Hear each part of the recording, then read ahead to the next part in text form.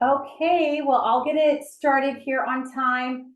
I'm Catherine Barnett with LoanFit, and I had decided to do a requested series from a realtor who's bringing on a large brokerage as far as just kind of getting some of the essentials down on mortgages. And so there are five main agencies that control, I would say, 80% of the financing out there. And USDA is one of them. And it's kind of a hidden gem. Not a lot of people know about USDA. And mind you, if you're more in your metro areas, it's not commonly talked about, but there are little spots outside the metro areas that could be an option. So we'll get rolling here. First and foremost, USDA is one of the five main mortgage agencies. So you have Freddie Mac, Fannie Mae, FHA, VA, and then USDA. I always say USDA is kind of the redheaded stepchild because most people don't know it, and those that know it don't really understand it, so they don't like it. But USDA is one of the main agencies backed by the United States government. They insure the loans 90%. So if the borrower was to default, there's insurance to that. And it's designed to help lower income families purchase a home in rural areas. So the biggest misconception out there, the minute I say USDA, a borrower or an agent automatically goes, where's the beef? So they automatically think that it's meant for farming communities. And I'll instantly get a response of like, oh, this is a condo, or oh, this is in a neighborhood and it's not eligible. Well, no. It is meant for farming areas to get sustainability, right? To help fund schools, grocery stores, etc., in order to, probably beef up that population, developing a taxation, so that that area becomes more sustainable. So they offer USDA loans, but there are two types of USDA loans. One of them is called a single family housing guaranteed loan program. This is the 199% of USDA folks, when they get a USDA loan, go through. Then, and this one also goes from lender, right? So the borrower has to go to the lender in order to get the guaranteed loan program. But then there is a direct program, and that is a USDA direct, which means they have to go to USDA to get this loan. It's also 100% financing. The rate is well below, it's usually 2% lower than what we're offering on a guaranteed level. But the waiting list on these bad boys are like 9+ months. And then they're pretty torture to go through because you're working directly through USDA. There isn't any give on any of their underwriting requirements or anything like that. So those are tough loans. And I actually don't know anyone who's ever gotten one. So, and it could be just because I'm not involved in them. But I've never had anyone go, oh yeah, we went this route and closed on a loan. To help you with that. So there are two programs. The main ones that we're going to chat about today is just going to be on the single family housing guarantee. So single family housing guaranteed is, it offers several benefits, including the big one. It is the only other 100% financing out there other than VA. So FHA will sometimes, you'll see lenders claim 100% financing. And what that is usually a 96% first and a second mortgage, or there are still $100 down HUD programs if you were part of my previous essentials class where that will fall into. But as far as your true 100% financing for the general public other than VA, USDA is the next best thing.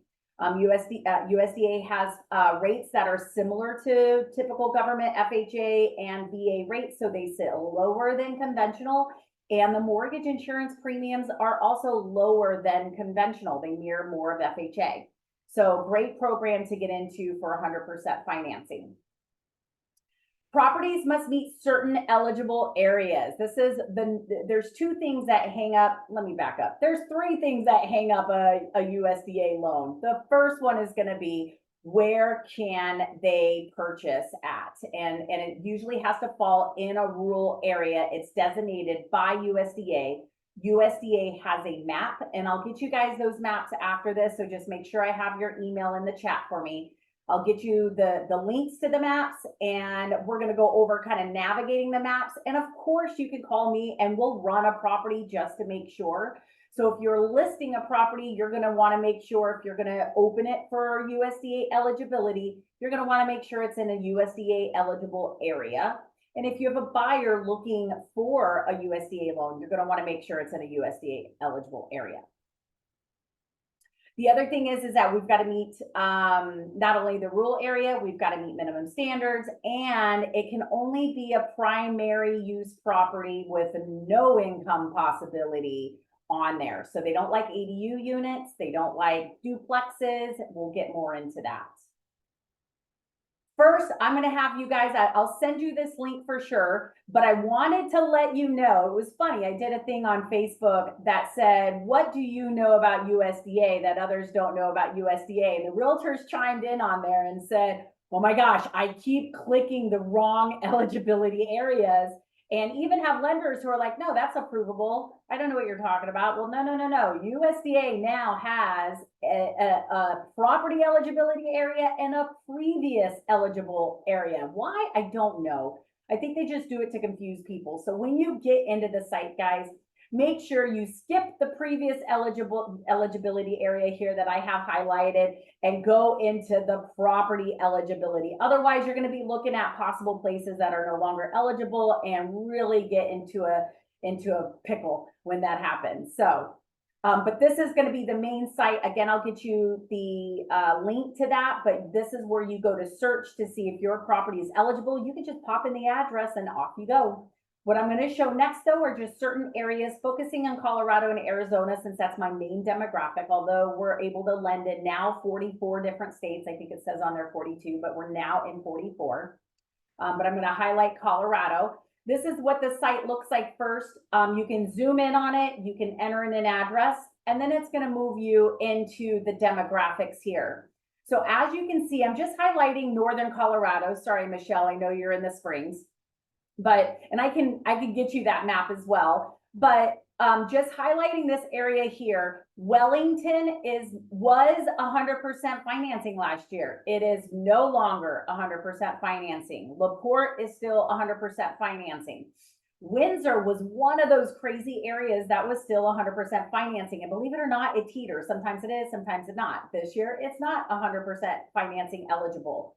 But Severance, which is right next door, is. Eaton and Alt is. Greeley, it's been a long time since they've been 100%. But Kersey is. Milliken is. Champion is. And Berthoud. Berthoud is really, Berthoud is up and coming and is still 100% eligible, as well as Meade. When we get into the Denver areas, your Elizabeth area should still be 100% financing. As you get into the mountains, it should be 100% financing. Lyons is still 100% financing. So I say don't discredit any listing that you have. Check in and verify that it qualifies, and then list it, because one thing we'll find out here, USDA doesn't have a property limit requirement. There are no loan limits or purchase limits for USDA. So that's pretty cool as well. Getting into, I'm highlighting Arizona a little bit, outskirts. A lot of folks don't know that Wickenburg is eligible. Most of Arizona, the main area, is not eligible, but once you get on the outskirt of Phoenix and Tucson, it is eligible. Benson, Wilcox, I've got a loan in Benson right now. So those areas are 100% financing eligible. The Peach area means that it's not. And that means the rest of the area it is. So that's a pretty good spot. I mean, when you look at back to Colorado here, you've got a large amount of peach here, but all the white is eligible. So, so definitely be running those properties, especially those properties that are on the edge, are worth running as well. I always say just run it. You never know. All right, so let's get a little bit into property eligibility types. Property eligibility types we already covered. Must be located within the rural area. It also must be single family home or new construction. Condos are okay, and townhomes, that's usually shocks people. We're okay with neighborhood properties. Modular homes, keep in mind, and I'm going to teach a class on modular versus manufactured for you folks, but modular is a regular stick-built home and manufactured is just a whole different animal. But USDA will allow manufactured. It's actually a common myth out there that most folks think they won't allow manufactured, and that is because for 80% of the states out there, they don't allow manufactured homes. But in Colorado, not in Arizona, they do allow manufactured homes. And the manufactured home has to be at as young as 2005. And again, it's only allowed in pilot states. They are scrutinizing manufactured homes a bit, but they're slowly starting to allow manufactured homes, which a lot of these rural areas have. So everybody's like, thank God that they're finally able to do that. No acreage requirement. That is something that changed with USDA. They used to have, which is kind of funny. Most people are like, okay, USDA farm, it should have acreage. Well, no, they used to have a 5-acre limit with very little flexibility, some, but not much. And now they don't have an acre limit, but you have to make sure that the house appraises. They're only going to use about 5 acres in the value of the home. And so you have to make sure that the house appraises alone without the acreage. USDA and a lot of your other conventional FHA and what so forth, they finance residential property, not land. So the residential property's got to be worth what you're looking for as far as value goes.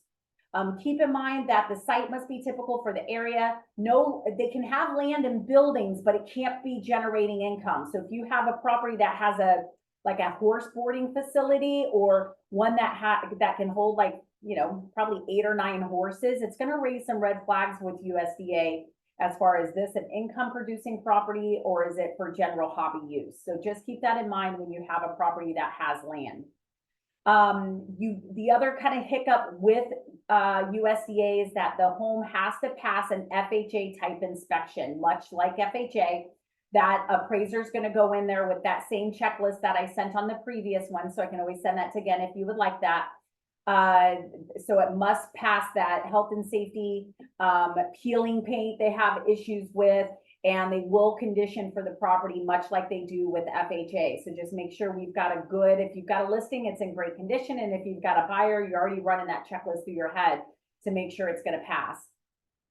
If we have any properties that have wells, they do require a well test. So they do require a safe water test, and they also do a septic inspection. So they're a little bit more picky when it boils down to that, as far as other lenders don't have those requirements, but USDA does. Construction to perm, like short-term construction loans and long-term permanent mortgages, they allow for that. They allow for single loan closes. The most common one is when I have a builder like Clayton Homes, who is putting a manufactured home or even a modular home on land that's either pre-purchased or not. They allow for a one-time construction loan to do that. The kicker is there's not a lot of lenders that offer that. So of my investor pool, there's not a ton of investors that offer that, although they're there, there's just not a ton of them. So it's not your standard USDA or even your one-time construction loans where there's a lot of lenders who offer those. So square footage requirement, big debate on my Facebook post to where everybody was like, they have a max square footage, and that's not true. There is no maximum square footage on the property that they are buying, but there is a minimum. And that makes it really hard for your tiny homes. Plus your tiny homes, a lot of them are mobile, which makes it even harder. But the tiny homes are hard to fit, as it has to be a 400 floor area square foot. So keep that in mind if you're looking in the rural areas and they just want to pop a tiny home on there, which is usually going to be a manufactured home. We're going to want to make sure that it qualifies. Cisterns are allowed. They have to be typical for the area, typical for the property, and may require inspection. They'll have to meet code, etc. So just keep that in mind when you have a listing with a cistern. especially in Colorado where those cisterns freeze. So it has to be able to be used all year round. So that's another big thing that, that USDA requires. Borrower eligibility. I would love to say I'm not going to get in the weeds here, but USDA when a lender knows what they're doing can be a very easy loan. When a lender doesn't know what they're doing, it can complicate. And I feel like USDA is one of those that just starts here. And if it starts to go down, it just snowballs all the way down. So understand that they have lots of quirks. A lot of government loans. I mean, when you're looking at FHA, VA, and USDA, they all have lots of quirks to them. And so we've got to be mindful of the borrower who is looking to get in there, that we check all the boxes. For one, this has to be a primary residence in a qualified area. We've already covered that. They have to be a U.S. citizen or a legal resident. They do not work well with work visas or those that are not allowed to be here long term. So there's some loans out there that will work with a work visa or like an I-10 or even DACA. USDA is not that program. The other big hang up or hurdle for USDA, I said there's three. One of them is property area. The other one is going to be income limits. We're going to talk about income next, but they have to meet the median household income of 115%, which, to be honest with you, that's more forgiving than a lot of the other first-time homebuyer programs, which is usually 70 to 80%. So at least I think 115 is pretty generous, 115%. And it goes even higher the more kids you have.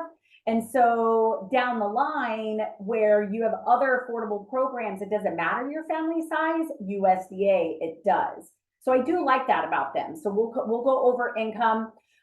They also have what is called household income, not qualifying income. Qualifying income is where you have a borrower who meets the median income with just their base income, but they have overtime that would put them way over, but they qualify with their base income. That's fine. I'm just going to use their base income.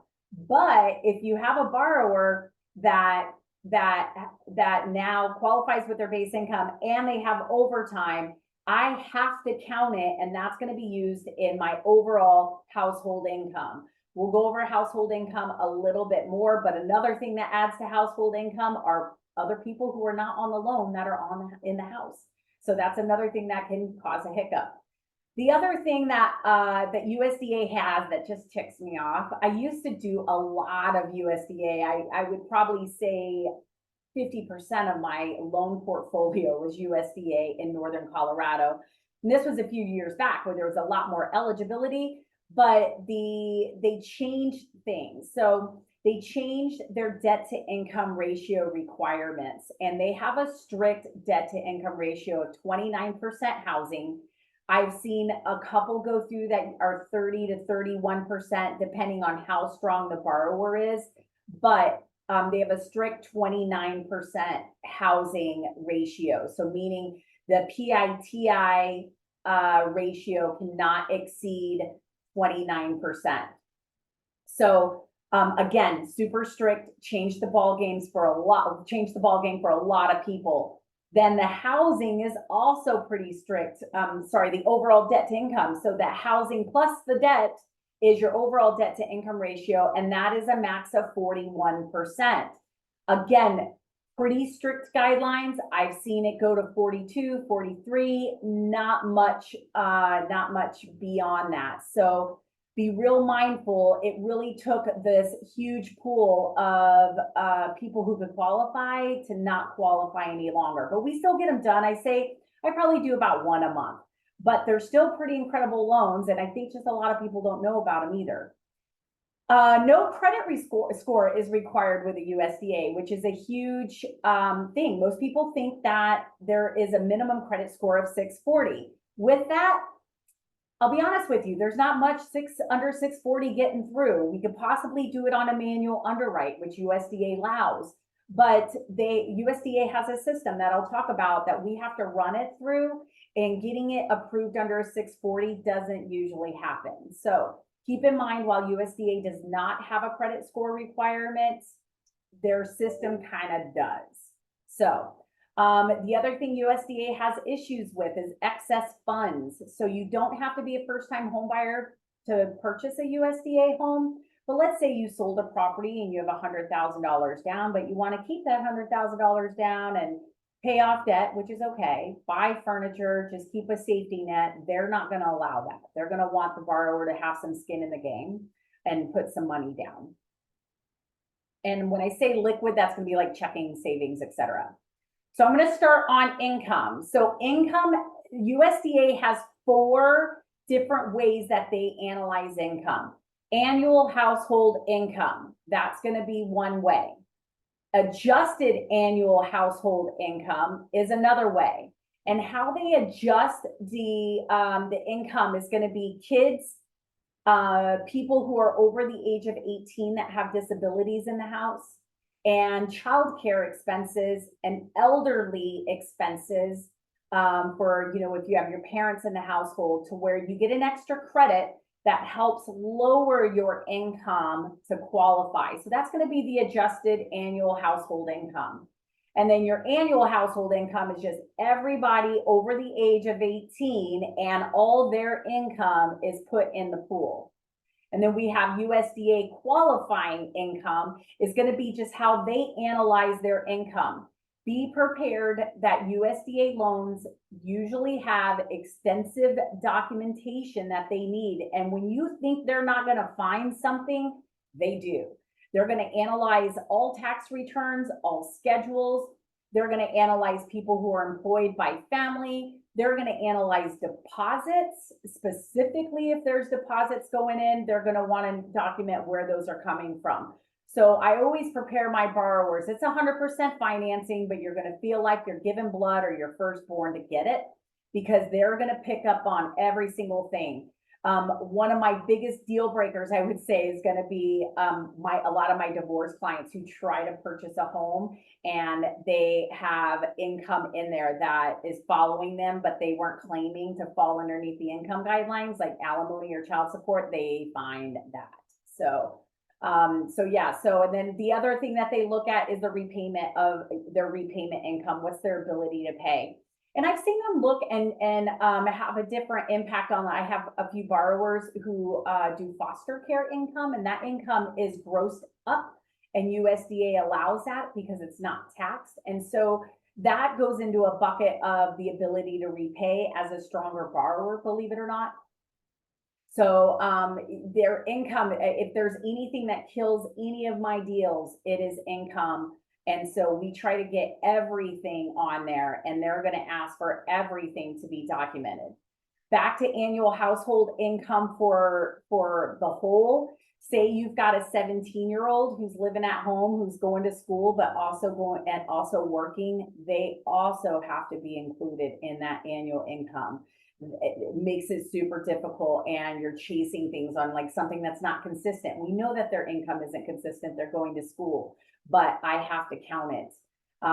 If I have a parent who lives in the household and they're working, I have to count that. So we need to know everybody in there. They take into effect, parenting plans where you're sharing kids. They still usually require us to count that kid.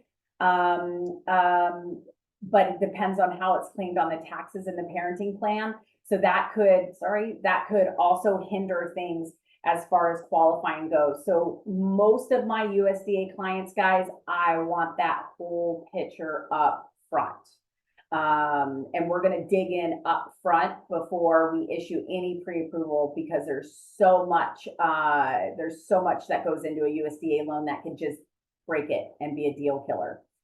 Like I said, the cool thing about USDA is that they say every child you get a credit for to lower the income. A child who's disabled, you get a credit for. They help with taking away income for elderly parents and medical bills. If you have a disabled child or an elderly parent you're taking care of, they'll help offset some of the income with medical bills. So tedious by far on getting into that, but if we need to lower an income to get someone to qualify, that's the way we do it. All right, let's talk about income limits.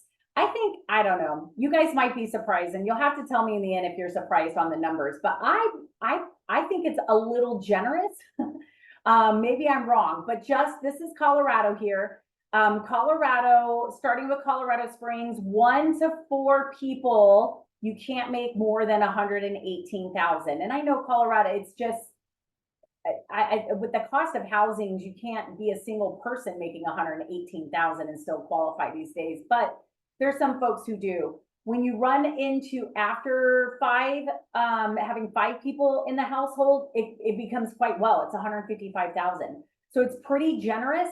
When I talk about other first-time homebuyer programs or low-income programs, it usually is this 78,000 here. So where you have, just focusing in Colorado Springs here, you got very low income, you've got very low income, and moderate income. USDA is going to use the moderate income guaranteed loan amount. That low income is what a lot of your affordable programs use. So I think USDA's is more generous than any other program. To point out, Fort Collins is 130,000. From 1 to 4 people, 5 people, it's 172,000. Greeley, one of my most popular areas for USDA, is 120,000, and over 5 people is 159,000. A good thing to keep in mind that when you have a property that the FHA loan limits are higher than the standard FHA loan limits, likely the income limits are also going to be higher. So in this case, you'll see Greeley and Fort Collins are higher. The Colorado Springs one is the standard. Going into Arizona is a tad bit lower. It's lower by about 5,000 across the board. Arizona doesn't have a ton of USDA with higher value of property. So they have a standard 110,650 for 1 to 4 person throughout all of Arizona. So you guys have it easy. And then anything above 5 person will go to 146. So that's pretty standard across the board for Arizona. You'll see that in a lot of other places like Louisiana, not Texas. You'll see some variants, Arkansas, Georgia, etc. But yeah, again, we're going to be counting person in household. Going back to my divorce clients, if someone has more, so like 60% custody, we could count them in the household, or if they don't have that and they have only 40% custody, we may not be able to count them in the household. So USDA is pretty strict about that. All right, some nuances with USDA, and I've covered a few of them. Borrowers, here's a good one, and this one kind of sucks across the board for all of us. We sometimes don't know that, and even when we ask the question every single time, are you delinquent on any federal debt? And the answer is always no. I can't, every single time I think the answer has always been no, but surprise, surprise, we come up with delinquencies. So USDA has an issue if you are delinquent on any federal debt, to include taxes, student loans. So if you have student loans that there was a bankruptcy and the student loans are never included, but they never started paying them, they cannot get a USDA. FHA is kind of the same way, and so is VA. So they're basically saying, we're not going to give you a government program if you're delinquent on government debt. So keep that in mind. These are things we don't usually find out until the underwriter runs a report in order to pull any accounts that they're delinquent on. So just a heads up on that. I mentioned a little bit, excess funds in the account. They don't want somebody who has a large amount of liquidation available in their account putting zero money down. They're going to want to put their skin in the game. In the same breath, they also don't want 20% down. So USDA has a funding fee and a monthly mortgage insurance fee, which is actually not mortgage insurance, but it's called an annual fee divided by 12 months. And it's minimal, but you can't ever get rid of it. And even with 20% down, you still have it. So they don't like 20% down. You've got to make a really good case as to why you're putting 20% down, and it could be for qualifying. But they also, in the same breath, don't want you to have a whole bunch of liquid funds in your account. So I don't know. They get a little weird about that. That's something we would want to run through an underwriter upfront and verify. USDA also, when I say run it by an underwriter upfront, requires a second review of every single loan period. So they require, after we have the clear to close on our end, and we really can't issue it without their commitment, but once we're clear on our end, we send it to USDA. USDA goes through their nuances, and then they approve the loan and send it back to us or ask for additional items. Right now, not a ton of people are doing USDA loans. So I would say 1 to 3 days is their turn time. And I would probably say 1 to 2 days right now is what they're publishing on their website. But in high season, where there was a lot of USDA loans, and I can't remember the year, I think it was 2012 to 2014, USDA was taking 30 business days to approve a loan. I wanted to definitely slit my wrists, because if you were to get an additional document in that 30 days, like I had somebody where I noticed their pay stubs were expiring, and I was like, let me put that in there. Well, guess what? They started that 30 days all over again. Their process has gotten so much better, but that was painful for a lot of people, and damaging for a lot of reputation, including my own. I mean, it was something that shocked all of us. And so trying to set expectations on this was difficult. But we haven't seen that. USDA has definitely slowed down as far as they don't have a ton of business the way that they used to. Again, I mean, a huge portfolio of mine was USDA, and they just don't have that same volume. But just know that when you're talking to a lender and they're like, oh yeah, is it all approved? You want to ask the question of, has it been approved by USDA? So USDA will issue a loan commitment, and it'll basically say a conditional commitment. And sometimes USDA runs out of funds, but not in the way that you think it is. Whenever the government shuts down, that's when they run out of funds. So they'll shut down right with the government. And a lot of your lenders will go ahead and say, hey, we'll go ahead and issue the commitment, even if they're shut down, and just get it from USDA later. So some of your lenders do that, some of your lenders don't. So just know that in a government shutdown, we want to make sure that USDA is still running as normal. The other thing USDA will not allow are non-occupying co-borrowers. So if they're not going to be in the property, they cannot co-sign. So there are no co-signers that are allowed. USDA has a different underwriting system. So FHA, VA, conventional, we all go off of what is called DU, DO, LP. These are our underwriting systems that we run. Well, USDA is one that is called GUS. It's not the easiest system to dive into, to be honest with you. A lot of your general loan officers don't have access to GUS. We pay for it. Most people have to go through the underwriter to get it. It can be a complicated system to prep and run through. So the initial pre-approval, if I have somebody who's like, I need a pre-approval today, well, it's not likely to happen through USDA. I have to get it to go through GUS. So that can take a little bit more time. And as you notice from what I've talked about, USDA just requires a little bit more time, a little bit more prep, a little bit more underwriting. Although our underwriting runs pretty quick, it's a little bit of a slower model. Think of country, okay? It's a country model. Cool thing though is that with GUS, if we don't get an automated approval, we can do an a manual underwrite. So that's always a great thing. Most government loans allow for a manual underwrite. So if GUS doesn't accept it, then we can move to a manual underwrite, but we're going to have to adhere to that 29% housing ratio and that 41% total debt to income ratio with no give. There'll be no stretch on that one. So we'll have to adhere to that. USDA allows for somebody to buy a duplex, but only one side of the duplex. They can't buy both sides where one's going to be an income generating property.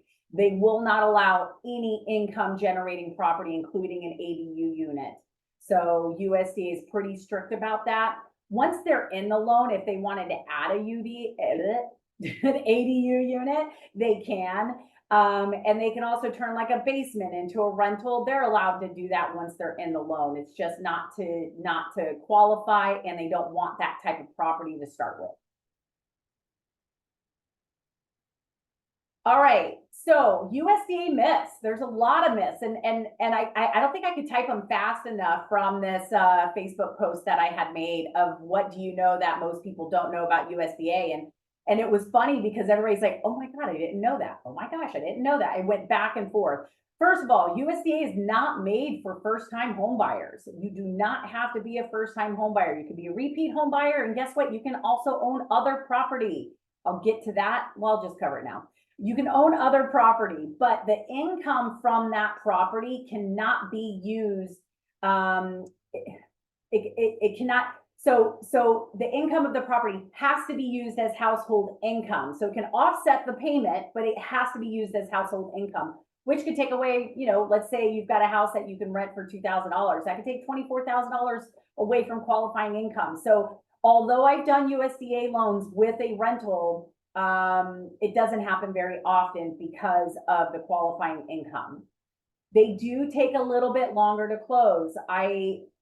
25 days is a good average. I like to ask for 30 just so that we're all not a little bit crazy. We're already crazy to start with, but USDA can make us a little bit more crazy.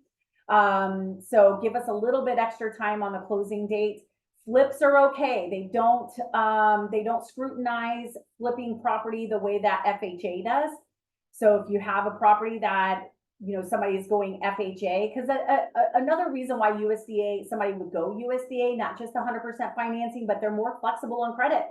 So just like FHA, you don't have to have a perfect credit. So if you have somebody that is approved through FHA, and this is a USDA eligible area and it's a flip, USDA is a great candidate for it. Keep in mind, they will scrutinize the value just a little bit. So make sure that the value is there on that flip. The appraisal doesn't really stay with anybody. It doesn't stay with property, doesn't stay with the borrower. So it's not like FHA in the sense of it stays with the property for 90 days. So don't worry about that. I don't think on most contracts, there's a box for USDA. So if here's the tough thing, and maybe any of you in Colorado can answer this for me, but if there isn't a box, your choices are usually FHA, VA, or conventional. Ultimately, this is more a conventional loan than an FHA, but it has an FHA appraisal. So whenever you're presenting this loan to a listing agent for acceptance, just let them know that, okay, this is conventional, but we have to have an FHA appraisal with it. As I mentioned, we do not have an acreage limit any longer, so that's gone. Temporary rate buy downs are allowed. So you can do a 3-2-1 buy down. Actually, the most common, USDA is stricter about their buy downs. So most of my investors do not allow it. I'm a wholesale broker, so I have 225 investors that I can work with. And most of my investors do not allow a USDA buy down. I have some. I would probably say I have a good, 5 to 10 investors that allow a USDA buy down, and I have not been able to find one that allows a 3-2-1 buy down. The most common is going to be a 2-1 buy down or 1-0 buy down. And buy downs are temporary. It's a temporary buy down of an interest rate. I think that could be a class within itself. I hate the word buy down because there's two types of buy down. You have a permanent buy down where the seller gives money and the borrower uses that, and it doesn't have to be the seller, but borrower uses it to pay down an interest rate, and that could be used to qualify. I wouldn't suggest a permanent buy down in an interest rate market where rates are going down. So it's just a waste of money. The temporary buy down is a great option because what a temporary buy down is, it's basically the seller prepaying your interest rate up to a certain percent per year. So let's say it's a 2-1 buy down. Basically, the seller is giving is paying 2% of the borrower's interest rate for the first year, and then 1% for the second year, and then the third year it caps at the final rate. So if rates are at 7%, the first year it's at 5%, so it's prepaid interest of 5%. Second year is 6%, and then it caps at the 7%. So that's going to be your most common buy down, along with a 1-1 buy down. USDA allows it, not all lenders do. So just keep that in mind when you're negotiating a buy down or hoping for a buy down. especially if you have a complicated USDA borrower who may be a manual underwrite, but the one investor that allows for a manual underwrite may not allow for a temporary buy down. So we've got to work with both of those scenarios there, but they do allow it. There are no loan limits. There's no purchase price limits. There's no loan limits. So, but we all know there's income limits. So there's going to be a max in which a borrower can qualify for on a purchase price level, depending on their household size. So don't disqualify a house for being available to USDA to do a USDA loan based on their purchase price limit. Down payment assistance programs are allowed. USDA is 100% financing, so they don't need down payment, but they may need closing cost help. And we can always partner in with CHAFA and other down payment assistance programs out there to help with the closing costs. With that being said, it may not always be smart to do that. So it may not be smart to take a 1% higher interest rate to do a USDA with a down payment assistance program where I can probably bump up that rate a little bit and we all pitch in to make closing costs happen. So I think there's other ways we can strategize to make closing costs lower, which would be a higher rate, but not as high as some of your down payment assistance programs. So we can strategize as we run into someone who is needing down payment assistance help who needs closing cost help, and we're thinking about down payment assistance, okay? They do have a looser condo approval process. So FHA has a strict condo list. They allow for spot approval. USDA will refer to FHA's list, but they'll also refer to Fannie Mae's list. And even if Fannie Mae, if it's not on the list with them, and they meet Fannie Mae guidelines, USDA is okay with it. So they have much more flexible and looser guidelines for their condo approval. So don't disqualify USDA with condos. They don't follow FHA. So if they're not on the FHA list, that's okay. If they're on the FHA list, even better, because that kind of solves one of our problems there of having to go through the HOA and all that jazz. USDA, just to remind you all, does not mean farm. They're not looking for farmers for these loans. They don't want income producing property. They don't want somebody to buy a wheat farm with a barn and all of these warehouses and everything like that. They don't want those type of properties. Their ideal property is a subdivision property, to be honest with you.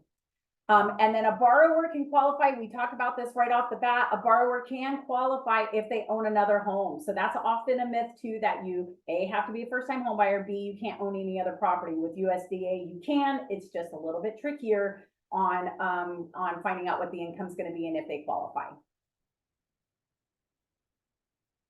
All right, loopholes. So USDA, much like most of your government loans, has great loopholes.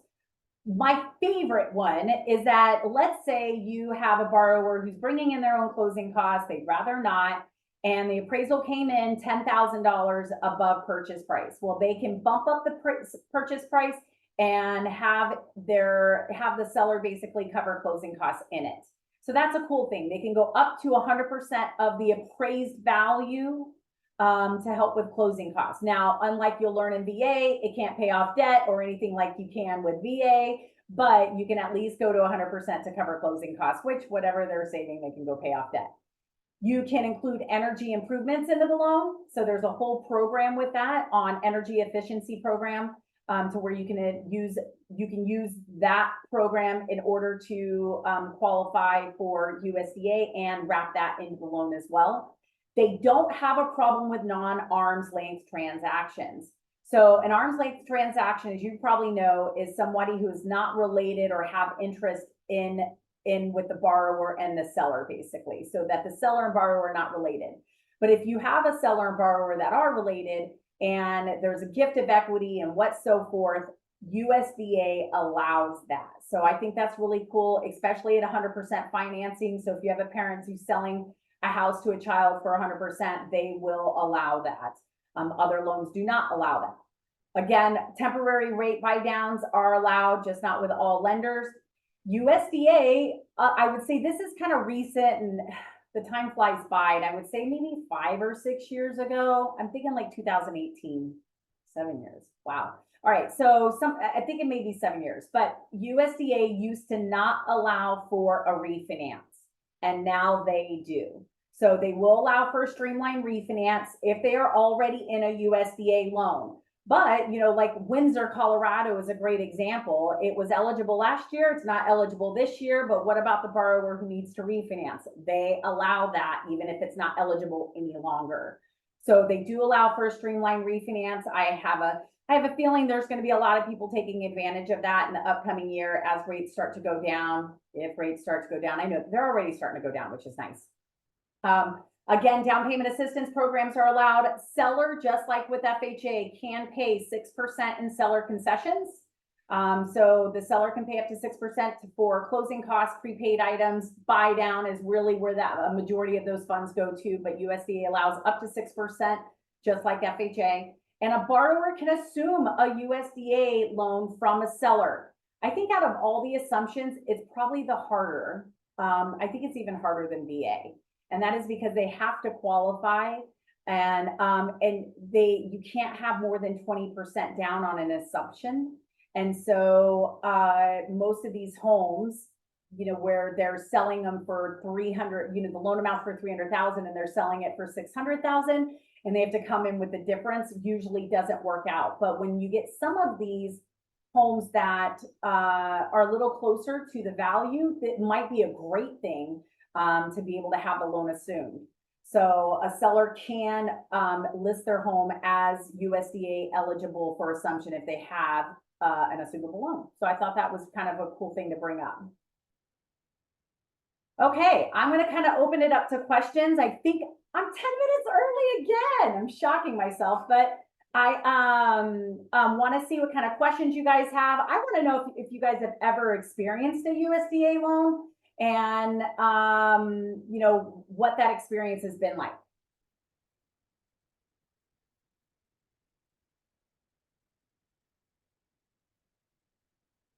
That darn hi hello thing going back up and down like that's going to drive me crazy. So I took it off the screen share.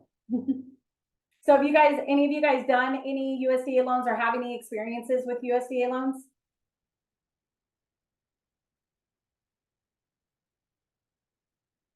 Anybody? Bueller? I think you're on mute.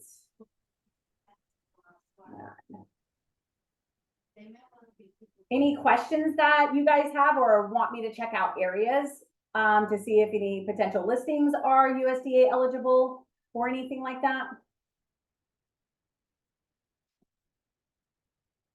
You guys are a quiet group. Hey, Catherine. Hey. It's Michelle. I'm not quite sure the exact town, and it's a new town that I guess is being developed over by Calhan or Ellicott in Colorado Springs or in Colorado. I think it's going to be called Mayberry. Is that a location? You don't have to do it now. Is that the city? Mayberry is going to be the city soon. It's not yet a city, if that makes any sense. And we can talk about this more offline too. Yeah, let me just But the nearest city is Ellicott, I believe. You said what? The nearest city is Ellicott. You want to spell that for me? Ellicott? ELLICOTT. COTT. And if it doesn't come up, then it's one L.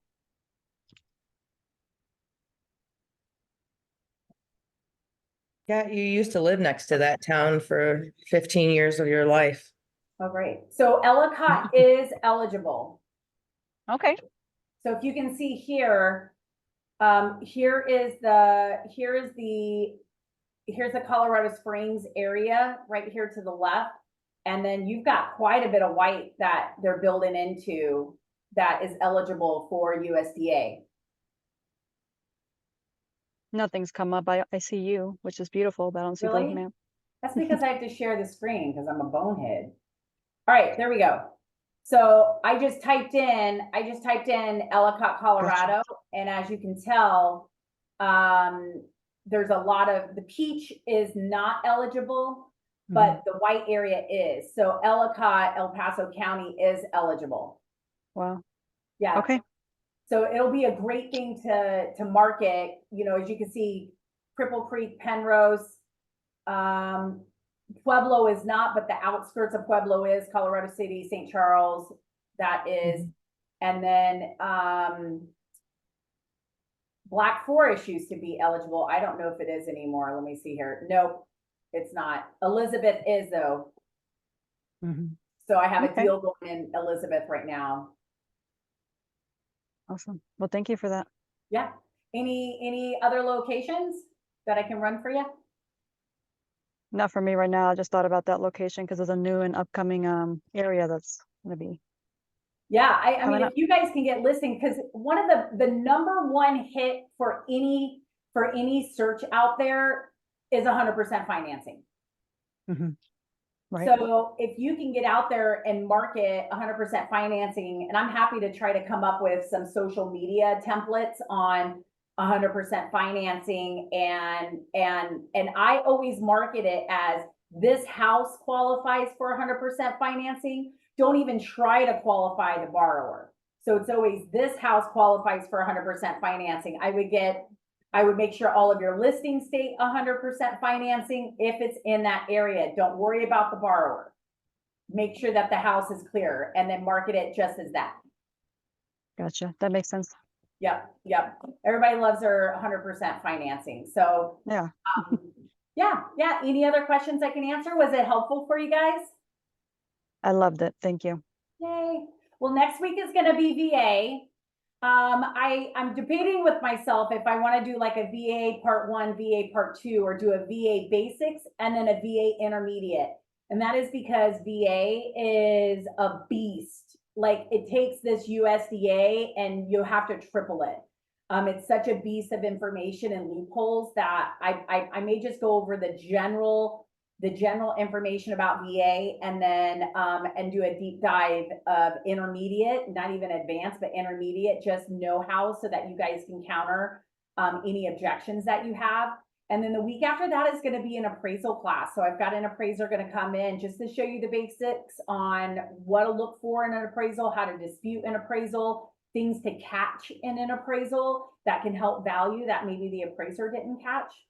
So yeah, I'm really just gonna try to do a class every Thursday with something. So mark it on your calendars. And I know the darn daylight savings time is coming up and it's gonna screw everything up. So I have to change the times on that. And so find out, I'm gonna try to keep everything at 2, except for that appraisal class is at 1. So we'll just have to work with the time zone because I'm in Arizona.